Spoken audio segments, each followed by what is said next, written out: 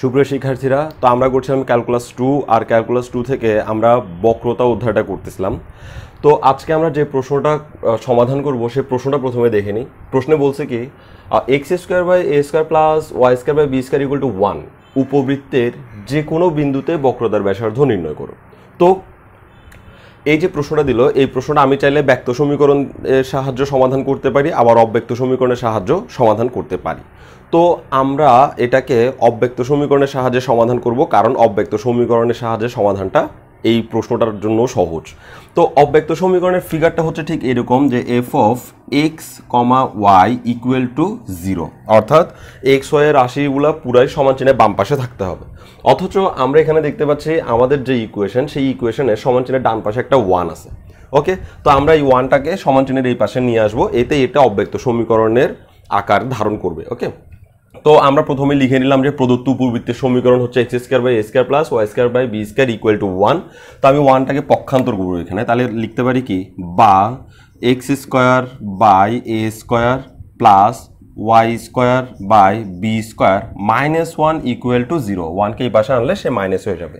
আর এই যে রাশিটা দেখা যাচ্ছে এখন, এটা সমান চিহ্নের ওই পাশে দেখা যাচ্ছে 0, এখানেও দেখা যাচ্ছে সমান চিহ্নের ওই পাশে 0। তার মানে এখন এটাকে আমি অব্যক্ত সমীকরণের আকারে লিখতে পারবো। তাহলে আমি করলাম কি, যে ধরে নিলাম যে F of x Y equal to এই বাম পাশের রাশিটা, মানে X square divided by A square plus Y square divided by B square minus 1। Okay, তাহলে এখন আমি এখানে অব্যক্ত সমীকরণের সাহায্যে বক্রতার ব্যাসার্ধ নির্ণয়ের যে সূত্র, সেটা এখানে অনেক আগে থেকে লিখে রাখছি। আর এই সূত্রে যা যা দরকার তা আমি এখন বের করব। এগুলো আমরা এর আগের ক্লাস থেকেও দেখছি, জন্য আমি আর এখন বুঝিয়ে সময় নষ্ট করতেছি না।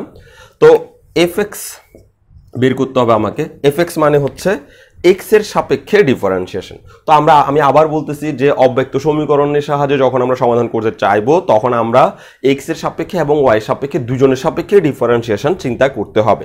তো যখন এক্স এর সাপেক্ষে ডিফারেন্সিয়েশন চিন্তা করব, তখন ওয়াইকে ধ্রুবক ধরতে হবে। তাহলে আমি যদি এখানে এক্স এর সাপেক্ষে ডিফারেন্সিয়েশন করি, তাহলে ওয়াই হবে ধ্রুবক। তাহলে এক্স এর সাপেক্ষে ওকে যখন ডিফারেন্সিয়েশন করব, তখন একটু খেয়াল করি, এই 1 বাই এ স্কোয়ার এটা হচ্ছে ধ্রুবক। ভালো করে খেয়াল করি, এক্স স্কোয়ার বাই এ স্কোয়ারের এই 1 বাই এ স্কোয়ার হচ্ছে ধ্রুবক। আর এই এক্স স্কোয়ারকে খালি ডিফারেন্সিয়েশন করবো, আর এক্স স্কোয়ারকে ডিফারেন্সিয়েশন করলে হবে টুয়াইজ এক্স। আর প্লাস এখানে কোনো এক্স না থাকায় ওর ডিফারেন্সিয়েশন হবে 0, এখানেও কোনো এক্স নাই, তাহলে ওরও ডিফারেন্সিয়েশন হবে 0, কারণ এটা ধ্রুবক। ওকে, তাহলে আমি আর 0 না লিখি, ইকুয়াল টু দিয়ে এভাবে লিখতে পারি twice X divided by A square. ব্যাস, এক্স এর সাপেক্ষে ডিফারেন্সিয়েশন শেষ। এবার আমি এটাকে ওয়াই এর সাপেক্ষে ডিফারেন্সিয়েশন করব। তো যখন ওয়াই এর সাপেক্ষে ডিফারেন্সিয়েশন করব, তখন এক্স ধ্রুবক। তাহলে এখানে এই পুরো রাশিটাই এখন আমার জন্য ধ্রুবক, কারণ এখানে কোনো ওয়াই নাই। আমি ওয়াই এর সাপেক্ষে ডিফারেন্সিয়েশন করতেছি, এখানে কোনো ওয়াই নাই, তার মানে এটা হচ্ছে ধ্রুবক। আর ধ্রুবককে ডিফারেন্সিয়েশন করলে হবে 0, না লিখলেও চলে। আর এটাকে যখন ডিফারেন্সিয়েশন করতে চাইবো, তখন 1 বাই বি স্কোয়ার হচ্ছে ধ্রুবক, 1 বাই বি স্কোয়ার ধ্রুবক রেখে দিব।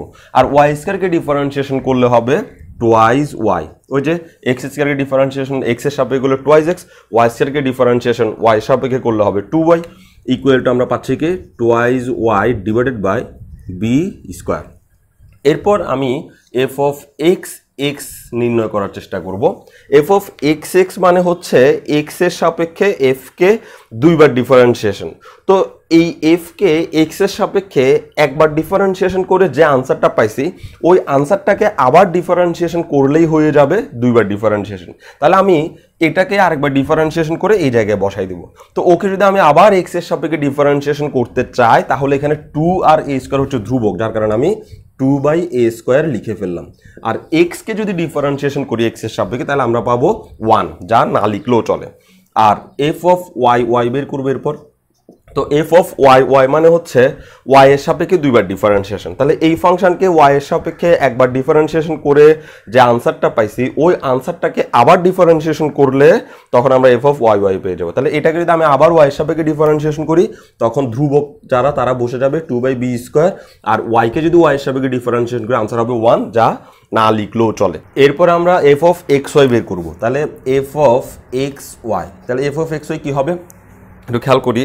এফ অফ এক্স ওয়াই মানে হচ্ছে এফকে এক্স এর সাপেক্ষে ডিফারেন্সিয়েশন করে যে আনসারটা পাইছি ওই আনসারটাকে ওয়াই এর সাপেক্ষে ডিফারেন্সিয়েশন করা। আবার বলতেছি, এফকে এক্স এর সাপেক্ষে ডিফারেন্সিয়েশন করে যে আনসারটা পাইছি ওই আনসারটাকে ওয়াই এর সাপেক্ষে ডিফারেন্সিয়েশন করা। তাহলে এফকে এক্স এর সাপেক্ষে ডিফারেন্সিয়েশন করে যে আনসারটা পাইছি সেটা হচ্ছে এটাকে এখন আমি ওয়াই এর সাপেক্ষে ডিফারেন্সিয়েশন করলে যা পাবো তাই হচ্ছে এফ অফ এক্স ওয়াই। তাহলে এটাকে যদি আমি ওয়াই এর সাপেক্ষে ডিফারেন্সিয়েশন করি, খেয়াল করি ওয়াই এর সাপেক্ষে ডিফারেন্সিয়েশন করতে গেলে এক্স হচ্ছে ধ্রুবক, তার মানে এখানে 2 ধ্রুবক, এ স্কয়ার ধ্রুবক, এক্সও ধ্রুবক, কারণ আমি ওয়াই এর সাপেক্ষে ডিফারেন্সিয়েশন করতেছি। তো টোটাল ধ্রুবককে যদি ডিফারেন্সিয়েশনকে তাহলে আমরা আনসার পাবো 0।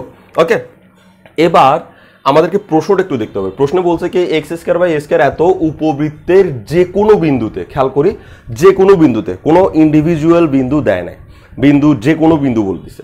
যদি এখানে বলতো 2,4 বিন্দুতে, এ, বি বিন্দুতে, কোনো একটা বিন্দু যদি এখানে বলতো তাহলে সেটার জন্য আমাকে আবার এভাবে লিখতে হইতো যে এত বিন্দুতে এত এত এর মান বের করি। কিন্তু এখানে যেহেতু বলছে যে কোনো বিন্দুতে, যার কারণে আমাদের আর ওই অতিরিক্ত অংশটা করতে হবে না, আমরা সরাসরি এখান থেকেই বক্রতার ব্যাসার্ধে চলে যেতে পারবো। তাহলে এটুকু করার পর আমরা এই অঙ্কের জন্য এখানে বলবো কি সুতরাং বক্রতার ব্যাসার্ধ, সুতরাং বক্রতার ব্যাসার্ধ রো ইকুয়াল টু এই সূত্রটা আমরা লিখবো। ওকে, তারপর এখানে আমরা মানগুলো একের পর এক বসিয়ে দেওয়ার চেষ্টা করব। তাহলে দেখি মানগুলো বসালে আমরা কি পাই। প্রথমে আছে কি F x square, F x এর মান হচ্ছে 2x বাই এ স্কোয়ার, লিখে দিলাম 2x বাই এ স্কোয়ার। আবার ওটার উপরে একটা স্কোয়ার আছে, তাহলে ওই স্কোয়ারটা ওর উপরে বসাই দিলাম। Plus F Y square, F Y মানে হচ্ছে 2y বাই বি স্কোয়ার, তাহলে 2y বাই বি স্কোয়ার। ওটার উপর আবার একটা স্কোয়ার আছে, ওই স্কোয়ারে বসাই দিলাম। আবার এদের পুরোটার উপরে 3/2 ছিল, তো সেকেন্ড ব্র্যাকেট দিয়ে, মানে এখানে যে ফার্স্ট ব্র্যাকেট ছিল ওই ফার্স্ট ব্র্যাকেট আমরা সেকেন্ড ব্র্যাকেট দিয়ে 3/2টা তার জায়গায় রেখে দিব। ওকে, এরপরে F of x x, F of x x এর মান হচ্ছে 2 বাই এ স্কোয়ার, লিখে দিলাম এফ অফ এক্স এক্স এর মান 2 বাই এ স্কোয়ার। তারপর দেখা যাচ্ছে F of Y square, F of Y, এই যে এফ ওয়াই হচ্ছে 2y by B square, 2y by B square, 2y by B square. কিন্তু এখানে একটা স্কোয়ারও দেখা যাচ্ছে, তাহলে ওর মাথার উপর স্কোয়ারটা আমাদেরকে দিতে হবে। তারপরে -2 এত, এটার দিয়ে একটু খেয়াল করি, এখানে 2 এই প্রথম রাশিটা হচ্ছে F of x Y, F of x Y, একটু খেয়াল করি এটা এফ অফ এক্স ওয়াই মানে কত 0। তাহলে এই 0 যদি আমি এখানে বসাই তাহলে ওদের মান যাই হোক না কেন তারা 0-র সাথে গুণ হওয়ার কারণে পুরোটাই কি হয়ে যাবে 0 হয়ে যাবে। তো এটা আর না লিখলেও চলে, তাও আমি তাহলে লিখতে পারি -0, আমি লিখবো না, দরকার নেই। তারপরে তাহলে এর পরের মানগুলো নিয়ে আমরা গবেষণা করি, এটা তো 0 হয়ে গেছে। Plus F of Y Y, F of Y Y এর মান হচ্ছে 2 বাই বি স্কোয়ার, তাহলে আমরা লিখে দিলাম 2 বাই বি স্কোয়ার। তারপর হচ্ছে F of X square, F of X মানে এই তো এফ অফ এক্স এর মান কত 2x by A square, 2x by A square. এদিকে আবার ওর উপরে মাথার উপরে একটা স্কোয়ার আছে, তাহলে মানের উপরেও একটা স্কোয়ার তুলে দিলাম। ব্যাস, আমরা মানগুলো বসিয়ে এই অবস্থায় আসলো। এবার আমরা এখান থেকে সরলীকরণ করব। সরলীকরণ মানে স্কোয়ার থাকলে সেগুলো করব, যোগ বিয়োগ করতে পারলে সেগুলো করব, লসাগু করব, কমন নিব, এই ধরনের কাজকর্মগুলো করব। তাইলে প্রথমে উপরে দেখতে পাচ্ছি এখানে 2-র উপর স্কোয়ার হলে সেটা হয়ে যাবে 4x স্কোয়ার, আর নিচে হবে a টু দি পাওয়ার 4। একটু খেয়াল করি, স্কোয়ার যখন 2-র উপরে আসবে তখন সেটা হবে 4, স্কোয়ার যখন x এর উপর আসবে তখন সেটা x স্কোয়ার, আর স্কোয়ার যখন ওর উপর আসবে তখন সেটা a to the power 4। Okay, plus একইভাবে এখানে 2-র উপর স্কোয়ার আসলে 4, y এর উপর স্কোয়ার আসলে y স্কোয়ার, আর b স্কোয়ারের উপর স্কোয়ার আসলে b টু দি পাওয়ার 4, আর তাদের পুরোটার মাথার উপরে আমরা 3/2 লিখে দিব। একইভাবে নিচের গুণগুলো শেষ করব, নিচে অনেকগুলো গুণ একসাথে করতে হবে। একটু খেয়াল করি, 2-এর উপর স্কোয়ার, তাহলে 2 দুগুণে হচ্ছে 4, ওই 4-এর সাথে আবার 2 গুণ, মানে 4 দুগুণে সরাসরি আমরা 8 লিখে দিব। এরপর এই স্কোয়ার যদি y এর উপরে আসে তাহলে আমরা পাবো y স্কোয়ার, আর কিছু পাচ্ছি না উপরে। নিচে কি হয় দেখি, নিচে এই স্কোয়ার, এই a স্কোয়ার যেটা আছে সেটা আগে লিখে ফেলি, a স্কোয়ার, আর এই যে b স্কোয়ারের উপর একটা স্কোয়ার আছে, তার মানে আমরা পাচ্ছি b টু দি পাওয়ার 4।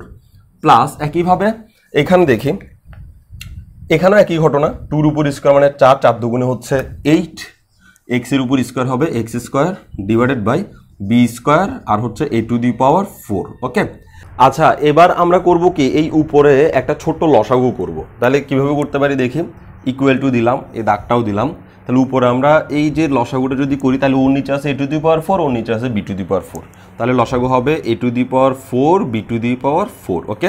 তাহলে লসাগুর যে সিস্টেম সেভাবেই করতে হবে। তাহলে আমরা এখানে পাচ্ছি কি a⁴ আর a⁴ যদি কাটা যায় তাহলে b⁴ থাকে, আর এই b⁴ উপরে গুণ হয়, তাহলে কি হবে 4x² b⁴, প্লাস একইভাবে এই b⁴ আর b⁴ যদি কাটা যায় তাহলে আবার a⁴ বাকি থাকে, ওইটা উপরে গুণ হবে, তাহলে হবে কি 4y² a⁴, আর তাদের মাথার উপরে যে 3/2 ছিল সেই 3/2 এখানে রয়ে যাবে, ওটা নিয়ে কোনো টেনশন করতে হবে না।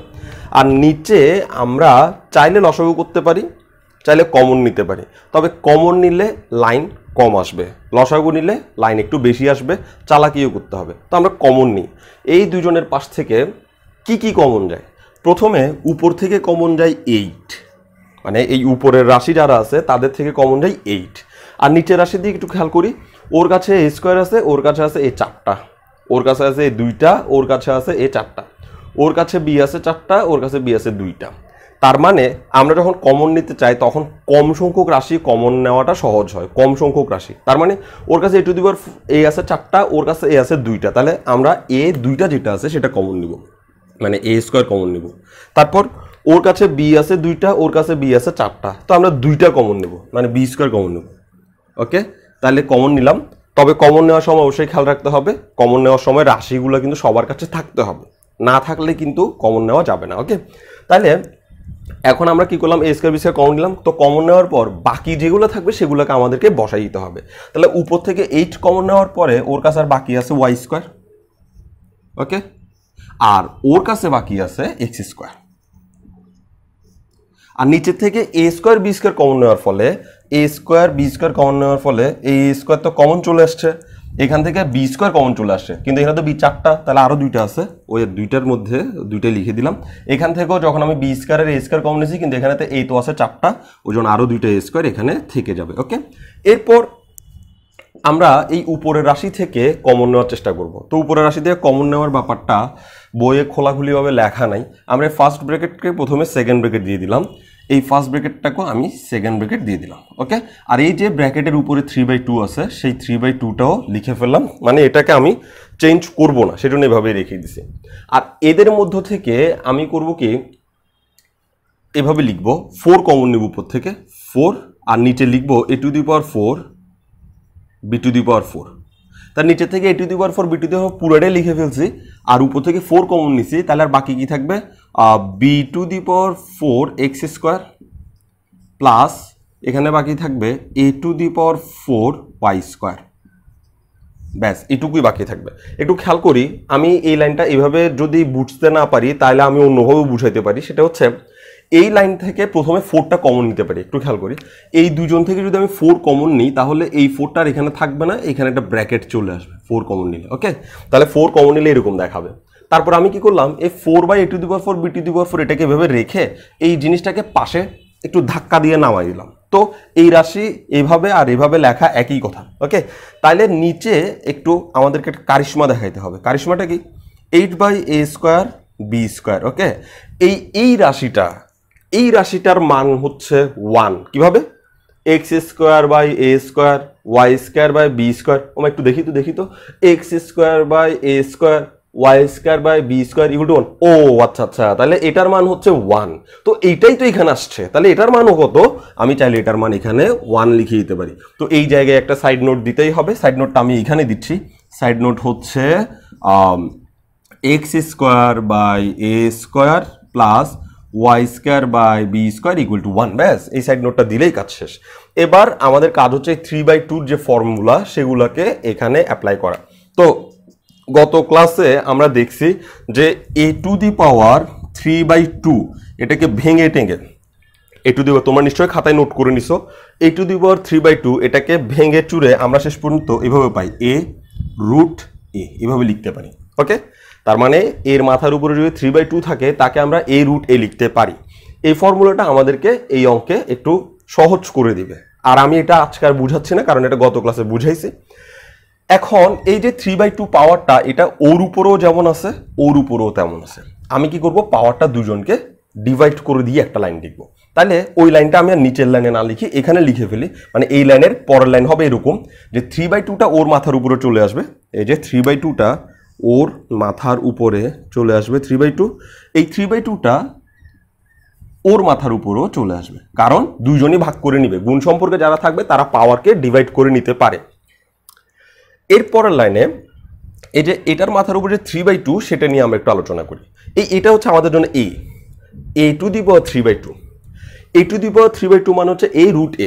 তাহলে এই জায়গায় এখানে কত আছে, 4 divided by a to the power 4 এত। তাহলে এত এর মাথার উপরে 3/2 মানে হচ্ছে এই এত এত রুট এত। ওকে, কারণ a টু দি পাওয়ার 3/2 মানে যদি এই a রুট a হয়, এত টু দি পাওয়ার 3/2 মানে এত রুট এত। ওকে, তাহলে এত রুট এত থেকে আমরা কি পাচ্ছি, এটা তো যেমন আছে তেমন থাকবে, কিন্তু এটার কাহিনী কি হবে, 4কে যদি রুট করি তাহলে আমরা পাবো 2। একটু খেয়াল করি, এটা যেমন আছে তেমন থাকবে। আমরা দেখাচ্ছি ইকুয়াল দিয়ে, 4 divided by a to the power 4 b to the power 4 যেমন আছে তেমন থাকবে। রুট করতেছি, 4কে যদি রুট করে আমরা পাবো 2, আর a to the power 4 b to the power 4কে রুট করলে আমরা পাবো a square b square. Okay, তাহলে এই টোটালটা গুণ হয়ে যা হবে তাই আমি এখানে সরাসরি লিখে দিব যে কত পাচ্ছি, 4 দুগুণে হচ্ছে 8, উপরে পাচ্ছি 8, আর নিচে পাচ্ছি এখানে 4টা, এখানে 2টা, তার মানে মোট হচ্ছে a টু দি পাওয়ার 6, 6টা a টু দি পাওয়ার 6। আর এখানেও দেখা যাচ্ছে এখানে b হচ্ছে 4টা, এখানে b হচ্ছে 2টা, তাহলে পাচ্ছে b টু দি পাওয়ার 6। আর পাশে ব্র্যাকেটে এই যে জিনিসটা ছিল b to the power 4x square plus a to the power 4y square whole to the power 3/2, এটা যেমন আছে তেমন থাক। আর নিচে 8/a স্কোয়ার b স্কোয়ার যেমন আছে তেমন থাক। ওকে, এবার আমরা এই নিচের রাশিটাকে উল্টা করে পাশে লিখে দিতে পারবো, যেভাবে বীজগাণিতিক সিস্টেম কাজ করে আর কি। তাহলে আমরা উপরের রাশিটা যেমন আছে তেমন লিখে ফেলে আগে 8/a to the power 6 b to the power 6, আর হচ্ছে b to the power 4x square plus a to the power 4y square whole to the power 3/2। আর এই যে রাশিটা এটা উল্টা হয়ে বসবে, উল্টা কত, উপরে চলে যাবে a square by b square. দেখি একটু, a square by b square নিচে ছিল, সে উপরে চলে গেছে, 8 উপরে ছিল, সে নিচে চলে আসছে। তাহলে এবার কাটাকাটি করব, এই 8 আর এই 8 কাটা। ওকে, আর এই a আর এগুলো যদি কাটাকাটি হয়, a স্কোয়ার আর a6 কাটা গিয়ে আর থাকবে a টু দি পাওয়ার 4, কারণ এখানে দুইটা কাটা গেছে। আর b6 আর b স্কোয়ার কাটা গিয়ে এখানে থাকবে b টু দি পাওয়ার 4। তার মানে আমরা কি পাচ্ছি, উপরে পাচ্ছি এই রাশিটা b to the power 4 x square এত, আর নিচে পাচ্ছি a to the power 4 b to the power 4। আমি একটু জায়গাটা মুছে তারপর লিখে দিচ্ছি কি হয়। তাহলে কি পাচ্ছি দেখি, উপরে পাচ্ছি b to the power 4 x square plus a to the power 4 y square whole to the power 3/2, আর নিচে পাচ্ছি a to the power 4 b to the power 4, a to the power 4 b to the power 4। Okay, তাহলে এটাই হচ্ছে আমাদের জন্য বক্রতার ব্যাসার্ধ, কারণ এটাকে আর কিছু করা যায় না। আমরা যা কিছু সরল যোগ বিয়োগ বর্গ করা বা এই ধরনের কিছু করতে পারার যা কিছু সম্ভব ছিল আমাদের দ্বারা, আমরা সব কিছুই করছি, আর করার পর শেষ পর্যন্ত এই জায়গাতে আসছি। তো এই প্রশ্নটা খুবই সহজ, কিন্তু পরীক্ষার হলে একটা ব্যাপার মাথায় রাখতে হবে যে একটা ইম্পর্টেন্ট জায়গা থাকবে যেই জায়গায় আমাকে 1 বসাইতে হবে।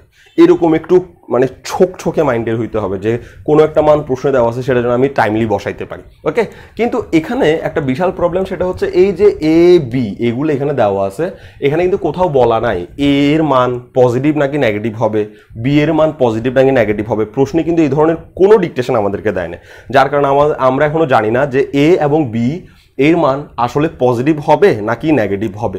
তো আমাদেরকে করতে হবে কি, পুরোটাকে পরম মান দিয়ে ফেলতে হবে। এক মিনিট একটু দেখি, এখানে a এবং b ওদের দিকে একটু ভালো করে তাকায়।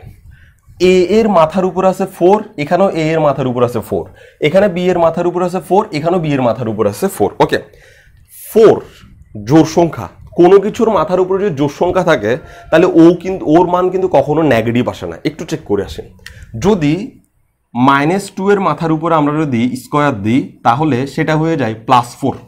-2 এর মাথার উপর স্কোয়ার দিলে সেটা হয়ে যায় +4, আর -2 এর মাথার উপরে যদি 4 দিই সেটা হয়ে যায় +16। অর্থাৎ এই পাওয়ার যদি জোর থাকে তাহলে নেগেটিভের কোনো ভূমিকা থাকে না, কারণ নেগেটিভটা অটোমেটিক্যালি পজিটিভ হয়ে যায়। ওকে, তাহলে এখানে এর মাথার উপরে আছে 4, তো এর মান পজিটিভ হোক আর নেগেটিভ হোক a⁴, এই 4 এর কারণে ওদের টোটাল মান কখনো নেগেটিভ হইতেই পারবে না।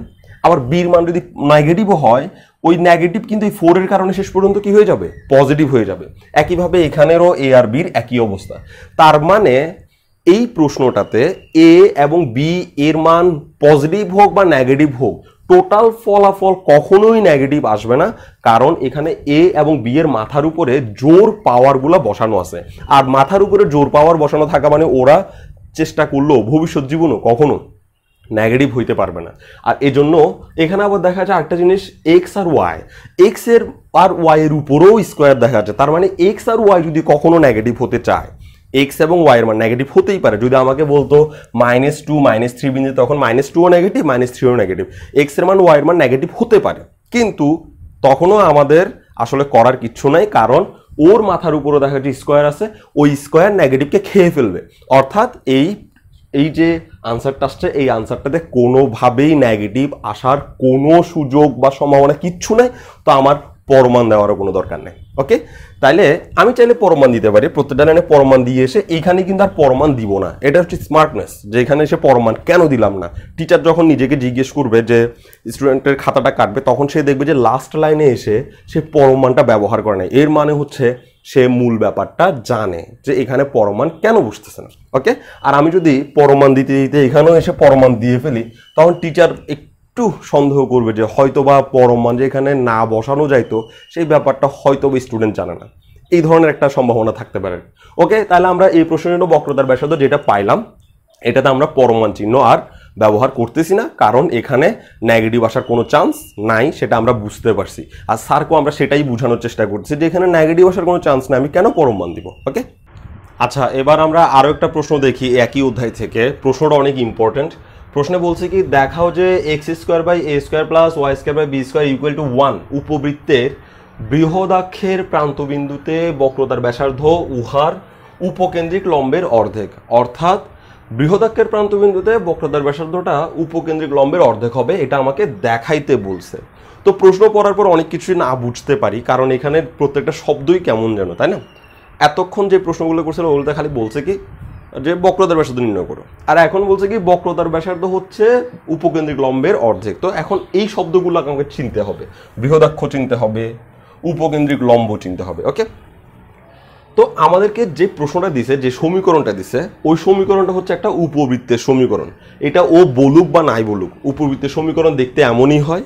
আর এরকম যদি কোনো সমীকরণ আমরা পাই, তাহলে আমরা নর্মালি বুঝে নিব যে এটা একটা উপবৃত্তের সমীকরণ, ওর বলার দরকার নেই। ওকে, তো এখন প্রথমে দেখি উপবৃত্ত আসলে কেমন হয়। উপবৃত্ত মানে হচ্ছে থাপ্পড় খাওয়া বৃত্ত। থাপ্পড় খাওয়া বৃত্ত মানে একটা বৃত্তকে যদি আমি থাপ্পড় দেই দুই দিকে, তখন ওটা একটা চ্যাপ্টা হয়ে যায়, মানে ডিমের মতো হয়ে যায়। একটা বৃত্তকে যদি থাপ্পড় দেয় সেটা ডিমের মতো হয়ে যায়, ও জন্য আমরা উপবৃত্তকে বলি থাপ্পড় খাওয়া বৃত্ত। ওকে, তাহলে একটু খেয়াল করি, উপবৃত্ত দেখতে ঠিক এইরকম হয়। ওকে, মানে ডিম্বাকৃতির হয়। উপবৃত্ত বুঝলাম। এরপরে বৃহদাক্ষটা আবার কি? উপবৃত্তের দুইটা অক্ষ, নিজস্ব অক্ষ কল্পনা করা হয়। একটা হচ্ছে এই যে সবচেয়ে বড় যে অক্ষ, আরটা হচ্ছে এইদিকে সবচেয়ে ছোট যে অক্ষটা। ওকে, আর এই যে মাঝখানে দেখা যাচ্ছে, এটাকে বলা হয় উপবৃত্তের কেন্দ্র। কথাগুলো মনে রাখতে হবে, দরকার হলে লিখে রাখতে হবে খাতায়। উপবৃত্ত এই একটা অক্ষ, আর এই মাঝখানে এই একটা অক্ষ। তো এই যে যেটা বড়, সেটাকে আমরা বলি বৃহৎ অক্ষ। বৃহৎ, বৃহৎ মানেই বড়, বৃহৎ অক্ষ। আর এই যে ছোট যেটা দেখতেছি, সেটাকে আমরা বলি ক্ষুদ্র অক্ষ।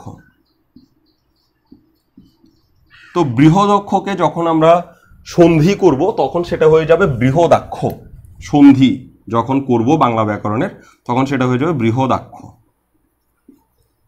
আর যখন এটাকে আমরা সন্ধি করব, তখন এটা হয়ে যাবে ক্ষুদ্রাক্ষ।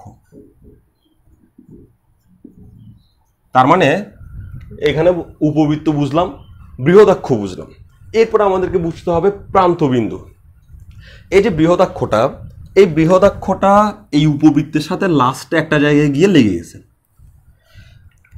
লাস্টে যে জায়গায় গিয়ে উপবৃত্তটা লেগে গেল ওই বিন্দুটাকে বলা হয় প্রান্ত বিন্দু। ওকে, তাহলে বৃহদাক্ষ বৃহদাক্ষের প্রান্তবিন্দু, ক্ষুদ্রাক্ষ ক্ষুদ্রাক্ষের প্রান্তবিন্দু। ক্লিয়ার? এরপর বলছে কি উপকেন্দ্রিক লম্বের অর্ধেক, তার মানে আমাকে উপকেন্দ্র চিনতে হবে। উপকেন্দ্র মানে হচ্ছে এই উপবৃত্তের এটা হচ্ছে কেন্দ্র, আমি একটু লিখে দিই, এটা হচ্ছে কেন্দ্র। আর এই কেন্দ্রের দুই পাশে আরো দুইটা বিন্দু কল্পনা করা হয়, কেন্দ্রের দুই পাশে আরো দুইটা বিন্দু কল্পনা করা হয়, সমান সমান দূরে থাকে ওরা, ওর থেকে সমান দূরে ওর থেকে সমান দূরে থাকে, ওই দুইটা বিন্দুকে বলা হয় উপকেন্দ্র। তাহলে এই যে এখানে যে দুইটা পয়েন্ট আমি এখানে আঁকলাম, এই দুইটা পয়েন্টের নাম হচ্ছে উপকেন্দ্র। তাহলে উপকেন্দ্র বুঝলাম, কিন্তু এখানে আরেকটা কথা বলছে উপকেন্দ্রিক লম্ব। উপকেন্দ্রিক লম্ব মানে হচ্ছে উপকেন্দ্র দিয়ে যে লম্বটা আঁকা হয়। তাহলে উপকেন্দ্র দিয়ে যে লম্বটা আঁকা হয় সেটা হচ্ছে এই যে একটা আঁকলাম উপকেন্দ্রিক লম্ব, এখানে একটা আঁকতে পারি উপকেন্দ্রিক লম্ব, যে কোনো একটা উপকেন্দ্র দিয়ে যে লম্বটা আঁকা হবে ওটাকে বলা হবে উপকেন্দ্রিক লম্ব। এইবার প্রশ্নটা বোঝার চেষ্টা করি কি বলছে। এত উপবৃত্তের বৃহদাক্ষের প্রান্তবিন্দুতে বক্রতার ব্যাসার্ধ ওর উপকেন্দ্রিক লম্বের অর্ধেক, অর্থাৎ এই বিন্দুতে বক্রতার ব্যাসার্ধ যেটা হবে সেটা এই উপকেন্দ্রিক যে লম্ব আছে না এই লম্বের অর্ধেক হয়ে যাবে। এই বিন্দুতে বক্রতার ব্যাসার্ধ যেটা হবে সেটা এই উপকেন্দ্র দিয়ে যে লম্বটা গেছে ওই লম্বের অর্ধেক হয়ে যাবে, অর্ধেক। সেটা আমাকে দেখাইতে হবে। ওকে, তো আমরা কিভাবে এটা দেখাবো? এই উপকেন্দ্র দিয়ে যে লম্বটা গেছে এই লম্বের সাইজ আমরা ইন্টারমিডিয়েটে শিখছি। এর মানে এই নয় যে আমি এখন আর বলবো না, ইন্টারমিডিয়েটে শিখছি সেটা ইন্টারমিডিয়েট শিখছি সেটা আমি নিজেও ভুলে গেছি, তোমরা তো ভুলে গেছো। ওকে, তো এই উপকেন্দ্র দিয়ে যে লম্বটা যায় সেই লম্ব আমরা জানি সেটা কত বড়, আর সেটাকে অর্ধেক করলে কত হয় সেটাও আমরা জানি। আর এখানে আমরা করব কি এই উপবৃত্তের প্রথমে বক্রতার ব্যাসার্ধটা বের করব। বক্রতার ব্যাসার্ধটা কোথায় বের করতে বলছে? প্রান্ত বিন্দুতে। তার মানে এর আগের অঙ্কগুলোতে যখন আমরা দেখছিলাম এভাবে বলছিল যে 2-3 বিন্দুতে বক্রতার ব্যাসার্ধ, 3-4 বিন্দুতে বক্রতার ব্যাসার্ধ, a, b বিন্দুতে বক্রতার ব্যাসার্ধ, আর একটা প্রশ্ন আমরা 3a/2, 3a/2 বিন্দুতে বক্রতার ব্যাসার্ধ এরকম দেখছিলাম। মানে কোনো একটা বিন্দুতে বক্রতার ব্যাসার্ধ বের করতে বলছে। এখানে বিন্দুটা নাম এভাবে দেয় নাই, দিছে কি প্রান্তবিন্দুতে। তো এটার এই যে প্রান্তবিন্দু, তো এই প্রান্তবিন্দুটার নাম হচ্ছে -a,0, আর এই প্রান্তবিন্দুটার নাম হচ্ছে +a,0। তো দুইটা প্রান্তবিন্দুকে আমরা একসাথে যদি লিখতে চাই তাহলে আমরা পাবো +-a,0। এই হচ্ছে এই প্রান্তবিন্দু। তার মানে ওরা প্রশ্নে যে প্রান্তবিন্দুতে কথাটা বলছে এটা না বলে এভাবেও বলতে পারতো যে +-a,0 বিন্দুতে বক্রতার ব্যাসার্ধ উহার উপকেন্দ্রিক লম্বের অর্ধেক। তো আমরা কিভাবে প্রশ্নটা সলভ করব? আমরা এভাবে করব, এই উপবৃত্তটার এত বিন্দুতে বক্রতার ব্যাসার্ধটা আগে নির্ণয় করে রাখবো।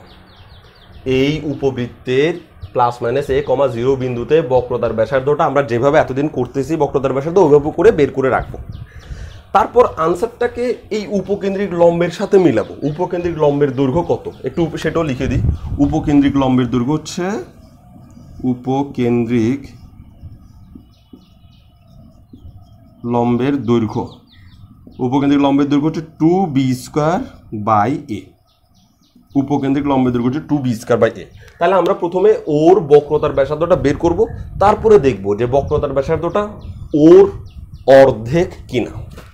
এটাও আমাদের জানা থাকতে হবে, এগুলো আমরা ইন্টারমিডিয়েটে পড়ছি বলে মনে রাখার দরকার নেই, ভুলে গেছি, আবার এখন জানছি যে উপকেন্দ্রিক লম্বের দৈর্ঘ্য হচ্ছে এরকম, আর এই বৃহদাক্ষের প্রান্তবিন্দুর স্থানাঙ্ক হচ্ছে +-a,0।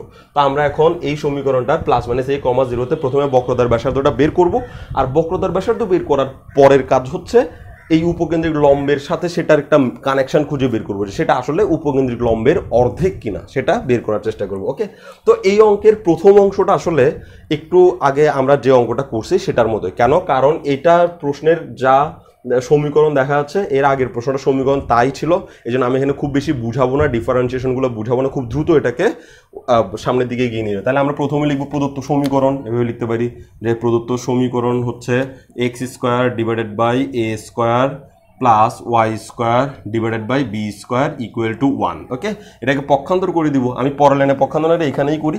পক্ষান্তর যদি 1কে দিকে করি তাহলে এটা হবে -1, এদিকে হয়ে যাবে 0। এরপর আমাদের কাজ হচ্ছে এফ অফ এক্স ওয়াই সমান এটাকে ধরে নেওয়া, মানে আগে করছি, একটু আগে করছি যা, সেজন্য আমি আর এখানে বুঝাচ্ছি না। তাহলে ধরি f of x Y equal to হচ্ছে x square divided by A square plus Y square divided by B square -1। এবার এটাকে আমরা সময় করবো, ডিফারেন্সিয়েশন করবো। এক্স এর সাপেক্ষে ডিফারেন্সিয়েশন করলে আমরা আনসার পাবো 2x বাই এ স্কোয়ার। এটা কেমনে পাইছি সেটা আমরা এর আগের উদাহরণে দেখছি। F of y equal to আমরা পাবো 2y বাই বি স্কোয়ার। এটাও কেমনে পাইছি তা আমরা আগের সমীকরণে দেখছি।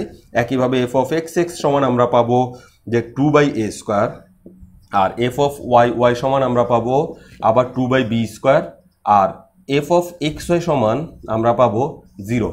ওকে, তাহলে এটুক পর্যন্ত আমরা আগের অঙ্কে করছিলাম। আর এটুক করার পরেই আমরা কি করছি, চলে গেছি যে বক্রতার ব্যাসার্ধ নির্ণয় করার জন্য। কেন? কারণ সেখানে যে কোনো বিন্দুতে বলা ছিল, কিন্তু এখানে তো যে কোনো বিন্দুতে বলা নাই, একটা নির্দিষ্ট বিন্দু দিছে।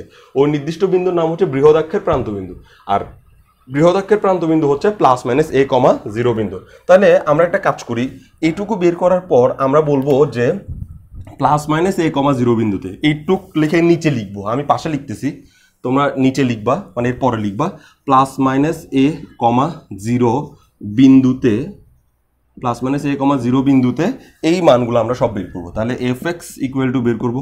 এফ এক্স ইকুয়াল টু কত হবে, এক্স এর জায়গায় বসবে +-a আর ওয়াই এর জায়গায় বসবে 0। তাহলে এক্স এর জায়গায় যদি +-a বসাই তাহলে আমরা পাচ্ছি 2 +-a divided by A square, এরকম পাচ্ছি, তাই তো? এটা একটু বোর্ডটা একটু পরিষ্কার করে নিই, এই জায়গাটা পরে প্রয়োজন হলে আমি আবার লিখে দিব, এখন আর লাগতেছে না। ওকে, তাইলে পাচ্ছি কি এত ইকুয়াল টু আমরা পাচ্ছি +-2 বাই এ। কেন? কারণ এই যে এখানে একটা এ দেখা যাচ্ছে, এখানে একটা এ দেখা যাচ্ছে, একটা এ কাটা গেছে আর বাকিটুকু এখানে বসছে। তারপর এফ অফ ওয়াই সমান কি হবে দেখি। এফ অফ ওয়াই সমান এত ছিল, কিন্তু এখানে ওয়াই এর মান কত, 0। এই 0 যদি এখানে বসে তাহলে এটা পুরাটাই হয়ে যাবে 0। তার মানে এফ অফ ওয়াই সমান হয়ে গেল 0। যত বেশি 0 আসবে তত বেশি সহজ অঙ্ক।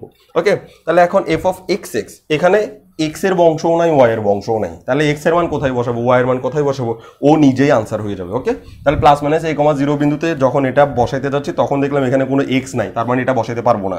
এখানে কোনো ওয়াই নাই, এটাও বসাইতে পারবো না। তাহলে ও যা আছে তাই হবে আনসার। তাহলে এফ অফ এক্স এক্স সমান হবে 2 বাই বি স্কোয়ার। একই ঘটনার কারণে এফ অফ ওয়াই ওয়াই সমানও হবে, এটা 2 বাই এ স্কোয়ার, আর এটা হবে 2 বাই বি স্কোয়ার। আর এফ অফ এক্স ওয়াই সমান, আগেও 0 ছিল এখনও 0 হবে, কারণ এখানেও কোনো এক্সও নাই ওয়াইও নাই যেখানে আমি মানটা বসাইতে পারবো। ওকে, এরপর আমাদের কাজ হচ্ছে বক্রতার ব্যাসার্ধে এই মানগুলো এবার বসানো। এর আগে যে অঙ্কটা আমরা করছিলাম ওটাতে আমরা এই মানগুলা বসাইছিলাম, মনে আছে নিশ্চয়ই। এখন আমরা এই মানগুলা বক্রতার ব্যাসার্ধের সূত্রে বসাবো, আর সেইখান থেকে আমরা একটা বক্রতার ব্যাসার্ধ পাবো। আচ্ছা, তাহলে বক্রতার ব্যাসার্ধের সূত্রটা আমরা আবার শুরু থেকে লিখে শেখার চেষ্টা করি। তাহলে আমি লিখবো যে সুতরাং বক্রতার ব্যাসার্ধ, বক্রতার বাংলা লিখতে হবে, বক্রতার ব্যাসার্ধ রো সমান উপরে হবে f x square plus F Y square, আর তার মাথার উপরে আবার হোল টু দি পাওয়ার 3/2 থাকবে, আর নিচে থাকবে এফ অফ এক্স এক্স, আর লাস্টে থাকবে এফ অফ ওয়াই ওয়াই। এই এক্স এক্স এর সাথে থাকবে এফ অফ ওয়াই স্কোয়ার, আর এই ওয়াই ওয়াই এর সাথে থাকবে এফ অফ এক্স স্কোয়ার, এখানে প্লাস থাকবে, আর মাঝখানে যে রাশিটা হবে সেটা হবে 2। এটা এক্স এক্স ছিল, ওয়াই ওয়াই ছিল, এটা হবে এক্স এবং ওয়াই দোনোটা একসাথে, একটা সিঙ্গেল এক্সও থাকবে, একটা সিঙ্গেল ওয়াইও থাকবে। ওকে, ব্যাস এটাই হচ্ছে আমাদের বক্রতার ব্যাসার্ধের জন্য সূত্র, কারণ আমরা এটা অব্যক্ত সমীকরণ দিয়ে করছি। এবার আমরা এখান থেকে এই মানগুলো বসাই দিব। তাহলে মানগুলো কত আসছে দেখি।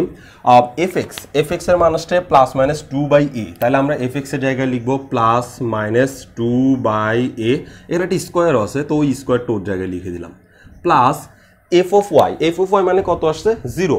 লেখার কোনো দরকার নেই, কারণ এই 0 যদি এখানে বসাই এটা 0 হয়ে যাবে, তো এটাকে আর কিচ্ছু করার দরকার নেই। কিন্তু ওই যে মাথার উপরে, আচ্ছা +0টা দিলাম, এই মাথার উপরে যে 3/2 ছিল সেই 3/2 কিন্তু এখনও রয়ে যাবে জায়গা মতো। ওকে, এরপর এফ অফ এক্স এক্স এর মান হচ্ছে 2 বাই এ স্কোয়ার, লিখে দিলাম 2 বাই এ স্কোয়ার। আর এটার সাথে এই যে এফ অফ ওয়াই এর মান হচ্ছে 0। তাহলে এই 0 যদি এখানে গুণ হয় তাহলে আমি এই পুরোটাই 0 পেয়ে যাব। তাহলে আমি আর এটা না লিখি, অর্থাৎ প্রথম রাশি থেকে আমরা যে মানটা পেলাম সেটা হচ্ছে 0, লেখার দরকার নেই, খালি সময় নষ্ট।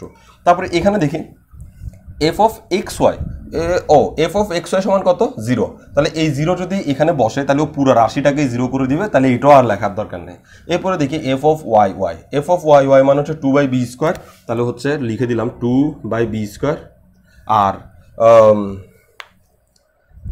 এখানে কি পাচ্ছি এফ অফ ওয়াই ওয়াই তো বসালাম, এবার এফ অফ এক্স এর মান হচ্ছে প্লাস মাইনাস 2/a, তাহলে into plus minus 2/a whole square একটা থাকবে, কারণ এখানে এফ অফ এক্স এর উপর একটা স্কোয়ার আছে। ওকে, এবার এখান থেকে নর্মালি কাজগুলো করে আসি যা আমরা জানি, একটু খেয়াল করি। এই স্কোয়ারটা এই প্লাস মাইনাসকে কিন্তু এখন একেবারেই ধ্বংস করে দিবে। কিভাবে? কারণ স্কোয়ারটা যদি ওর উপরে কাজ করে তাহলে এরকম আসবে যে এই প্লাসের উপর স্কোয়ার মানে প্লাস হয়ে যাবে, মাইনাসের উপর স্কোয়ার মানে সেও প্লাস হয়ে যাবে, তাহলে সবাই প্লাস, তাহলে 2 2 হচ্ছে 4/a²। তাদের মাথার উপরে কিন্তু 3/2 থেকে যাবে, তাদের মাথার উপরে 3/2 থেকে যাবে। আর নিচের ঘটনাটা দেখি, নিচে হচ্ছে একসাথে করে ফেলবো। এই স্কোয়ারের কারণে প্লাস মাইনাসগুলো প্লাস হয়ে যাবে, কারণ প্লাসের উপর স্কোয়ার দেওয়া মানেও প্লাস, মাইনাসের উপর স্কোয়ার দেওয়া মানেও প্লাস, তাহলে ওরাও প্লাস হয়ে গেছে। তাহলে এখানে পাচ্ছি 2 2 4, 4 2 হচ্ছে 8, আর নিচে পাচ্ছি এটা তো b², সেই সাথে এটা পাচ্ছি a²। ব্যাস, এবার আমরা এটার উপরে ওই ফর্মুলাটা কাজে লাগাবো যেটা আমরা শিখছিলাম, যে এইরকম যে a⁴/2 ইকুয়াল টু হচ্ছে a√a। ওকে, সবচেয়ে সহজ ফর্মুলা আমরা একবার শিখছি, তো আমরা এটাকে আরামসে এইসব জায়গায় বিভিন্ন জায়গায় ব্যবহার করতে পারবো। তাহলে 4/a² 3√3, এটার মানে হচ্ছে এইখানে এই 4/a², এটাই হচ্ছে আমার জন্য a, আর বাকিটা হচ্ছে যা হয় আর কি। তাহলে আমরা এভাবে লিখতে পারি 4/a² 3/2, এটাকে a√a এইভাবে লিখি, তাহলে আমরা লিখতে পারবো যে 4/a² একটা সিঙ্গেল লিখতে পারবো, তারপরে রুট ওভার আবার 4/a² লিখতে পারবো। এইভাবে জিনিসটাকে আমরা এক্সপ্লেন করতে পারি, অর্থাৎ 4/a² 3/2 মানে হচ্ছে 4/a² রুট ওভার 4/a²। ঠিক আছে, তাহলে 4/a² তার জায়গায় থেকে যাবে 4/a² ইন্টু 4 এর রুট হচ্ছে 2, a² রুট হচ্ছে a, গুণ টুন করলে হবে 4 2 এখানে লিখে দিই গুণ টুন করে সরাসরি, কোথায় এখানে লিখে দিই। তাহলে এটার থেকে আমরা সরাসরি পাচ্ছি 4 2 8 আর a³, তাহলে 8/a³, আর নিচে পাচ্ছি 8 যা আছে তা, কারণ এখানে আমাদের আর কোনো হাত নাই, a² b²। ওকে, এবার আমরা নিচের রাশিটাকে উল্টা করে দিতে পারি, তাহলে এখান থেকে আমি ছোট্ট জায়গায় করে ফেলার চেষ্টা করি জিনিসটাকে। 8 পাচ্ছি কি a³ ইন্টু, এটা যদি উল্টে যায় তাহলে হয়ে যাবে a² বা b² উপরে চলে যাবে, আর এটা নিচে চলে আসবে, এইটার 8 কাটা, আবার এদিকে স্কোয়ার আর কিউব কাটা গেলে নিচে একটা a থাকবে খালি, আর উপরে b² থাকবে। ওকে, তাহলে শেষ পর্যন্ত আমরা বক্রতার ব্যাসার্ধ পাইলাম b²/a²। এখন এখানে এর মান কিন্তু নেগেটিভ বা পজিটিভ হতে পারে, যার কারণে আমাদেরকে করতে হবে কি পরমান দিয়ে আসতে হবে, পুরো জায়গাতে পরমান দিয়ে আসতে হবে। দিলাম পরমান, সব জায়গাতে পরমান দিয়ে আসবো যতক্ষণ পর্যন্ত আমরা বক্রতার ব্যাসার্ধ নির্ণয় করতেছি। পরমান, ব্যাস বক্রতার ব্যাসার্ধ পেয়ে গেলাম। কিন্তু আমাদেরকে বক্রতার ব্যাসার্ধ বের করতে বলে নেই, আমাদেরকে বলছে দেখাইতে বলছে বক্রতার ব্যাসার্ধ যেটা তুমি পাবা ওইটা নাকি উপকেন্দ্রিক লম্বের অর্ধেক। এখন কথা হচ্ছে উপকেন্দ্রিক লম্ব কুটুক দেখি একটু, উপকেন্দ্রিক লম্ব ছিল 2b²/a। ওকে, উপকেন্দ্রিক লম্ব ছিল 2b²/a। কোনো রাশিকে যদি অর্ধেক করতে চায় তাকে 2 দিয়ে ভাগ করতে হয়, ক্লিয়ারলি মনে রাখি, কোনো রাশিকে অর্ধেক করতে চাইলে তাকে 2 দিয়ে ভাগ করতে হয়। তাহলে এই উপকেন্দ্রিক লম্ব হচ্ছে এটা, তাহলে উপকেন্দ্রিক লম্বের অর্ধেক কত হবে, ওকে 2 দিয়ে ভাগ, ওকে যদি 2 দিয়ে ভাগ করতে চাই 2b²/a ভাগ 2, তাহলে ওকে যদি 2 দিয়ে ভাগ করি তাহলে আমরা যা পাবো তাকেই বলা হবে উপকেন্দ্রিক লম্বের অর্ধেক, অর্ধেক মানেই 2 দিয়ে ভাগ। তো এই ভাগ চিহ্নটাকে যদি আমি গুণ চিহ্ন করে দিই তাহলে 2 এর নিচে মনে আছে 1, এটা উল্টো হয়ে যাবে, উল্টো হয়ে 1/2 হয়ে যাবে। ওকে, তার মানে আরেকটা ব্যাপার চিন্তা করি, কোনো কিছুর অর্ধেক মানে হচ্ছে হাফ দ্বারা গুণ, কোনো কিছুর অর্ধেক মানে হচ্ছে হাফ দ্বারা গুণ, ওই 2 দিয়ে ভাগ সেটা দেখুন হাফ দ্বারা গুণ বুঝাচ্ছে। তাহলে এখন এই 2 আর 2 যদি কাটা যায় তাহলে আমরা কি পাই b²/a, তার মানে এটাই হচ্ছে উপকেন্দ্রিক লম্বের অর্ধেক, যা কিনা ওর সমান। অর্থাৎ ওরা যা বলছে আমরা তাই দেখাইছি যে এই ব্যাসার্ধটা উপকেন্দ্রিক লম্বের অর্ধেক হবে, কিন্তু এটাকে তো একটু ম্যাথমেটিক্যালি গুছিয়ে লিখতে হবে, তাই না? তো আমি এখন এটাকে গুছিয়ে দেখানোর চেষ্টা করছি। আচ্ছা, তাহলে আমরা এবার এটাকে মানে প্রমাণ তো প্রায় আমরা মনে মনে করে ফেলছি, কিন্তু আমরা খাতায় কিভাবে এক্সপ্লেন করবো সেটা দেখি। এটুকু তো বের করলাম, এরপর আমরা বলবো আমরা জানি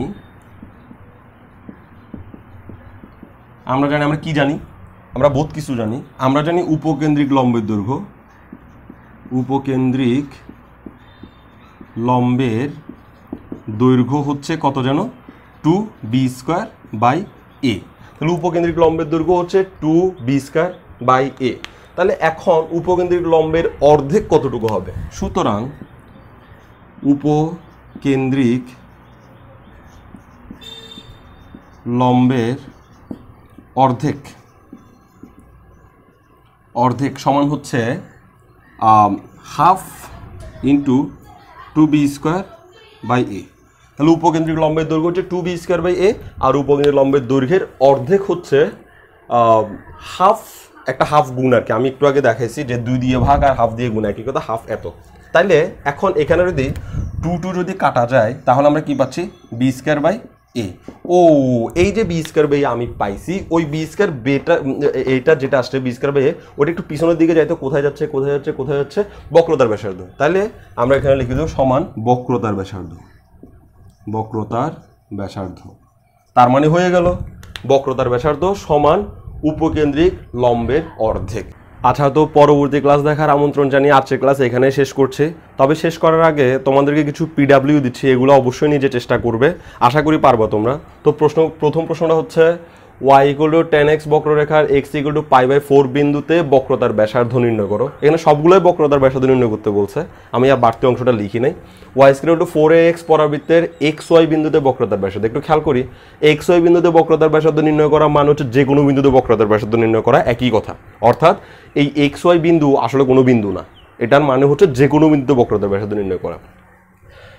x²/9 + y²/4 = 1 উপবৃত্তের 0,2 বিন্দুতে বক্রতার ব্যাসার্ধ নির্ণয় করো। x⁴ + y⁴ a⁴ স্ট্রয়েডের যে কোনো বিন্দুতে বক্রতার ব্যাসার্ধ নির্ণয় করো। তাই যে কোনো বিন্দুর জায়গায় এভাবে xy বিন্দুতেও দিতে পারে, দোনোটার কাহিনী কিন্তু একই। মূল বিন্দুতে এত এর বক্রতার ব্যাসার্ধ নির্ণয় করো। মূল বিন্দুতে মানে হচ্ছে 0,0 বিন্দুতে, মানে মূল বিন্দুতে না বলতে পারতো এত এর 0,0 বিন্দুতে বক্রতার ব্যাসার্ধ নির্ণয় করো। ঠিক আছে, তার মানে মূল বিন্দু যে কথা, 0,0 বিন্দু একই কথা। 2y = x² বক্ররেখার মূল বিন্দুতে বক্রতার ব্যাসার্ধ নির্ণয় করো। মূল বিন্দুতে মানে হচ্ছে এটা 0,0 বিন্দুতে বক্রতার ব্যাসার্ধ নির্ণয় করতে বলছে, অর্থাৎ x এর মানও 0 বসাবো, ওই বিশেষ সময়ে গিয়ে y এর মানও 0 বসাবো। তো এই প্রশ্নগুলা নিজে চেষ্টা করবে, আর এগুলার পরে এই অধ্যায়ের বক্রতার ব্যাসার্ধ সম্পর্কিত আর কোনো সমস্যা আশা করি থাকবে না। আর এদের মধ্যে কয়েকটা প্রশ্ন হয়তো বা তুমি বিপদে পড়তে পারো, সেটা আমাকে অবশ্যই জানাবে কমেন্টে। আমি একটা পোস্ট দিব এটার জন্য, ওই পোস্টের কমেন্টে তুমি তোমার সমস্যাটা এখানে ছবি তুলে তুমি দিয়ে দিবে যে এই প্রশ্নটা আমি পারি নাই, তখন আমি ওই প্রশ্নটা নিয়ে পরবর্তী ক্লাসে আলোচনা করব। ওকে, সেই পর্যন্ত তাহলে সবাই ভালো থাকি, ধন্যবাদ সবাইকে।